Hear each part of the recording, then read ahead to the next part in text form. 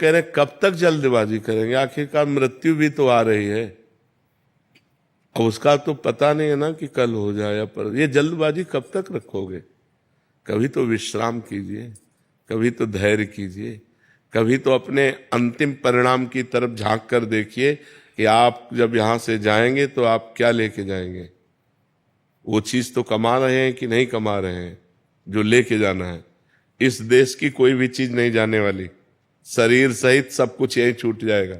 उसके लिए जल्दबाजी है, और मृत्यु आ रही है, वो तुम्हारी एक एक सेकंड गिन रही है। जिस समय आखिरी सेकंड होगा, वो चाहे जवान हो, चाहे बूढ़े हो, चाहे बालक हो, चाहे गर्भ में हो, चाहे गर्भ के बाहर हो, वो मार देगी। अब जब यहां से हम जाएंगे तो हमारे पास क्या है?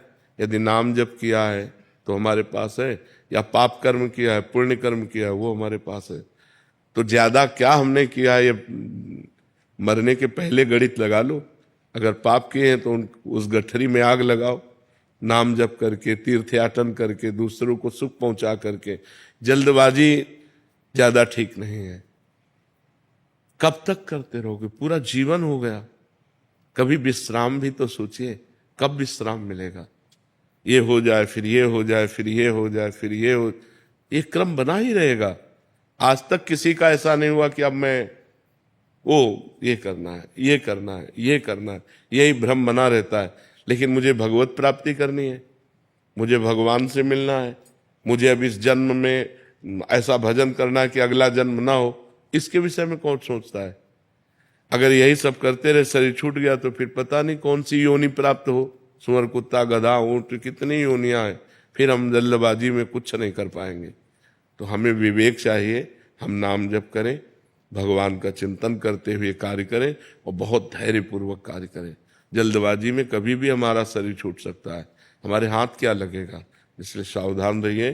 पवित्र भोजन, पवित्र विचार, पवित्र आचरण और नाम जप, तो आपका जीवन अच्छा रहेगा। फिर मन शांत रहेगा, फिर प्रसन्न रहेगा। कितनी जल्दबाजी, क्या क्या, एक कार्य हो तो एक कार्य, एक पूरा करोगे 5 खड़े हो जाएंगे काम, 5 पूरा करोगे 50 व्यवस्थाएं लग जाएंगी। ये माया है, ये कभी चैन से किसी को नहीं रहने देती। वही चैन से रह पाया जो भगवान का आश्रय ले लिया और भगवान का भजन किया। नहीं, सब परेशान है, सब परेशान है, सबकी खोपड़ी परेशान है। जो भजन नहीं करते सब परेशान है। आप देख लीजिए, कोई एक व्यक्ति बताए मैं संतुष्ट हूं अपने जीवन से, मैं संतोष को प्राप्त हो रहा हूं, वो वही कह सकता है जो भगवान से जुड़ा हुआ है, अन्यथा नहीं। इसलिए नाम जप कीजिए, पवित्र आहार, पवित्र विचार, पवित्र आचरण कीजिए। जल्दबाजी कहाँ तक करेंगे, कितना करेंगे? और जो कुछ करेंगे सब यही रह जाएगा। इसलिए आनंद मनाइए, मस्ती से जीजिए।